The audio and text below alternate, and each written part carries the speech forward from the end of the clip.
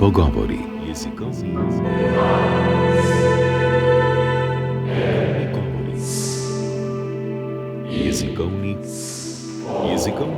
Jezikovni pogovori.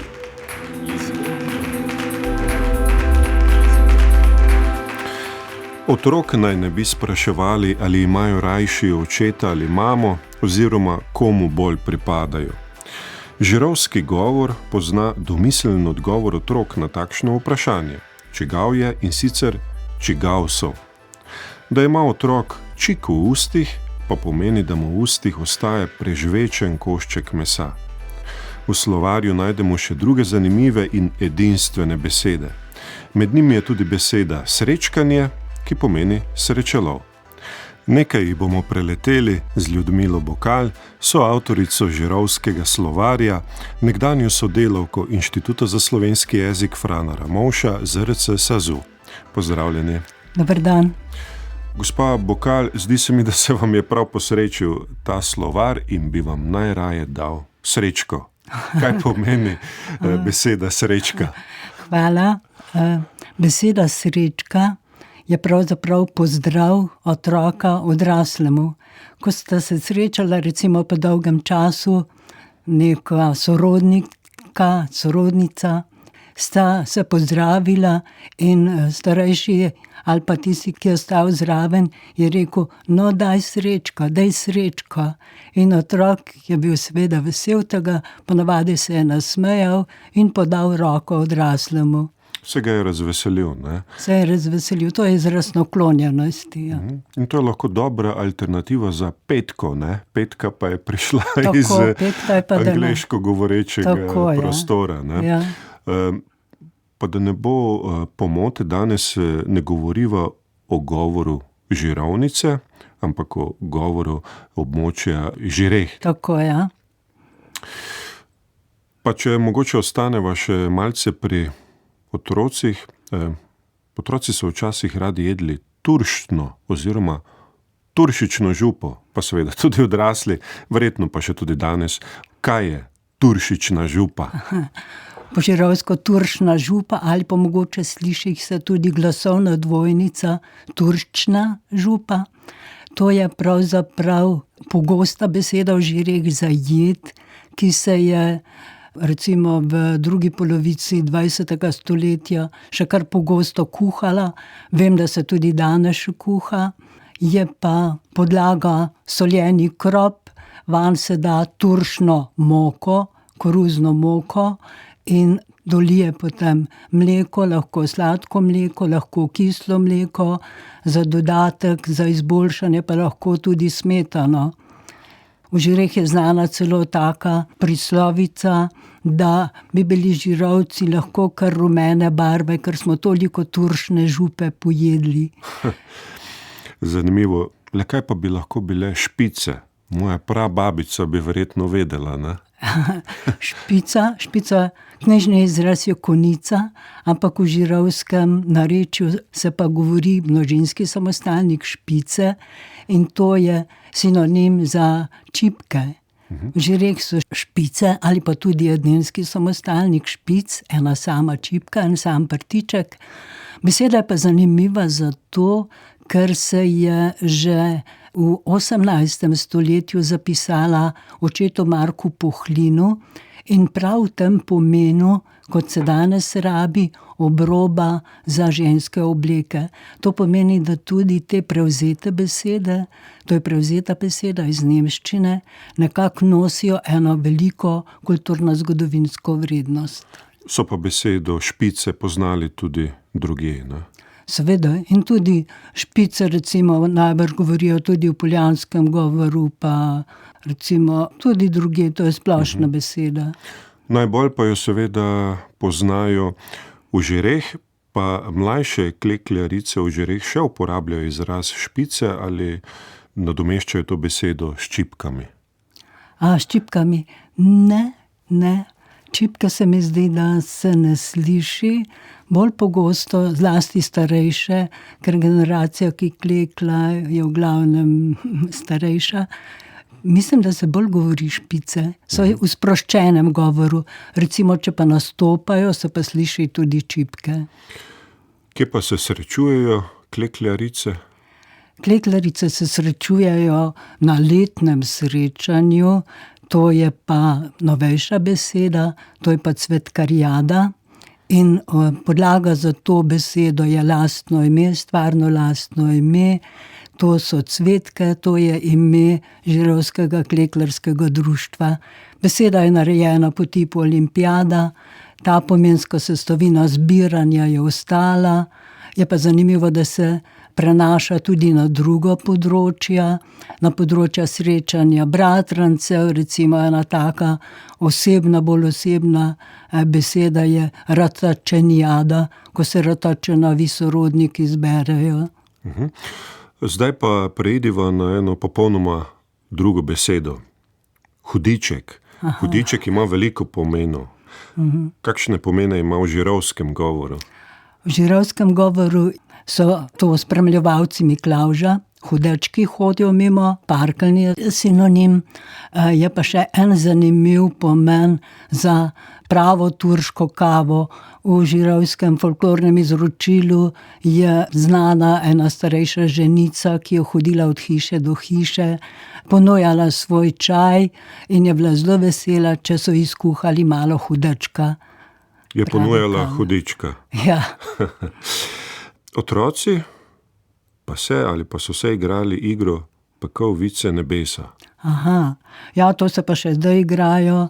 To je pa otroška igra, pri kateri je otrok utrgal cvet ivanščice in je posamezne listke trgal in potem poizvedoval, kaj bo z njim v prihodnosti.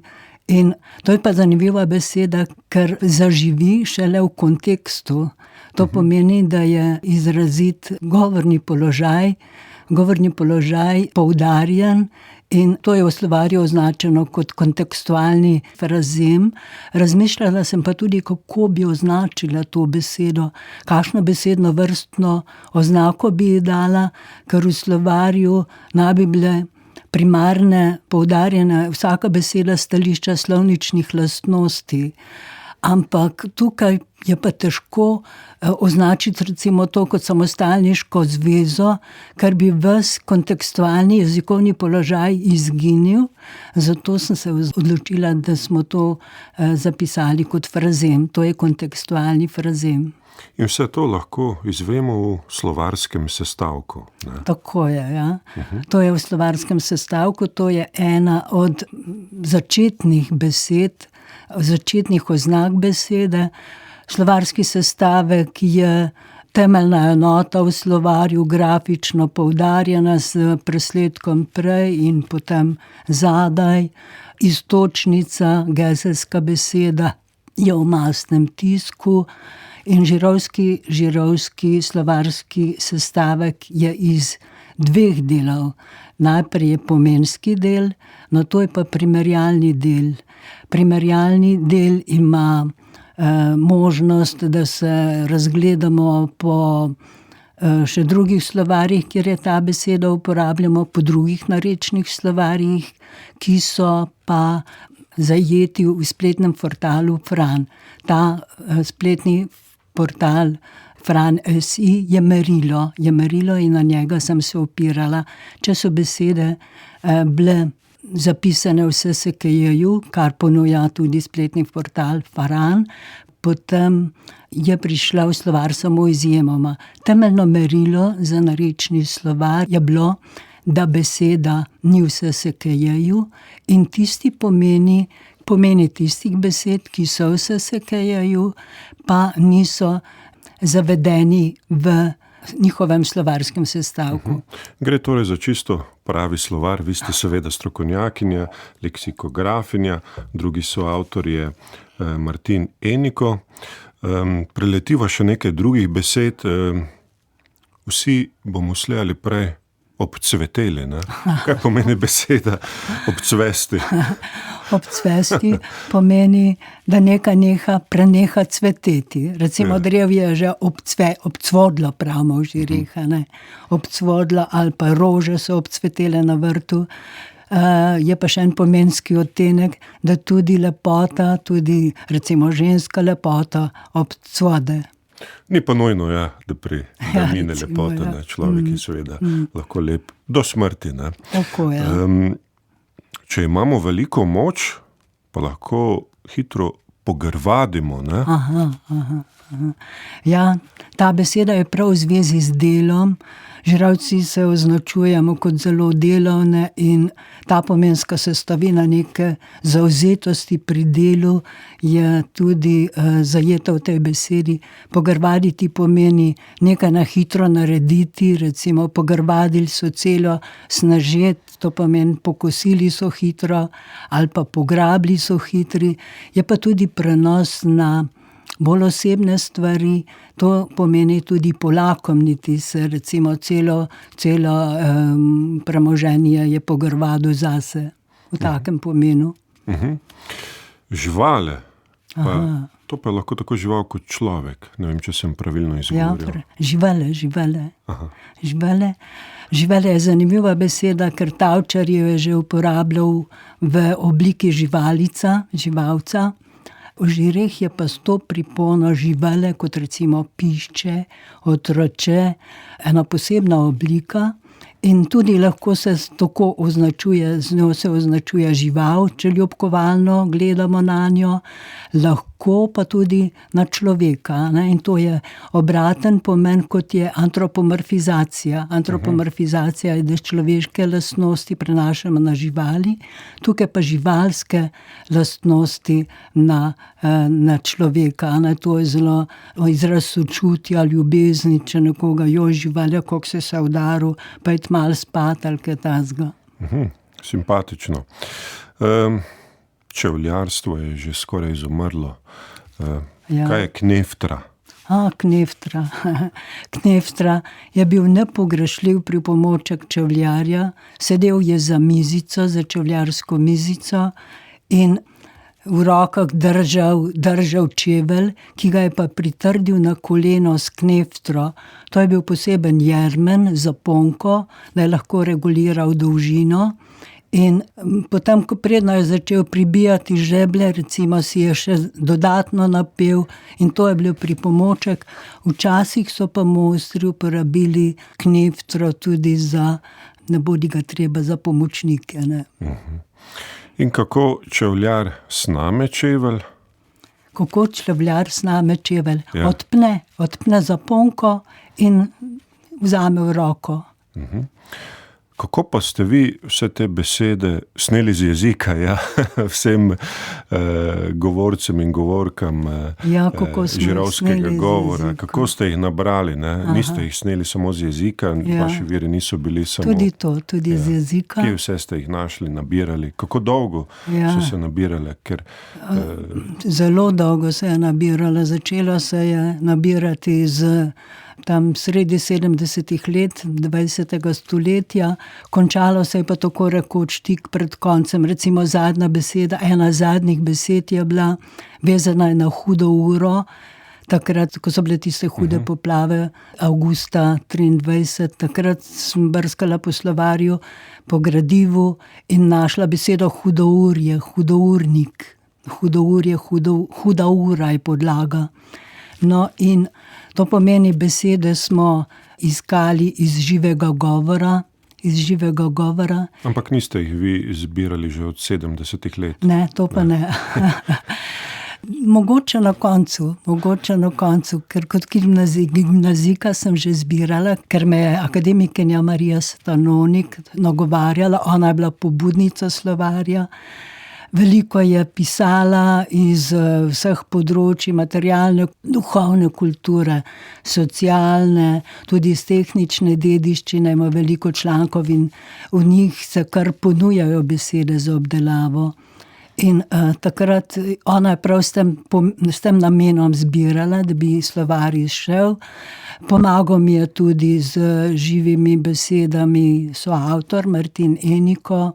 Drugače smo pa tudi vse žirovske publikacije pritegnili, žirovski občasnik, dela žirovskih avtorjev, žirovskih pisateljev, da tako rečem, Tončka Stanovnik, Breda Karner, Matevž Filipič, Izidor Rejc, Miha Naglič, vsi ti so kulturniki žirovski, ki so se zelo trudili, da bi slovar izšel in me spodbujali. In tako je slovar povezal skupnost, ne?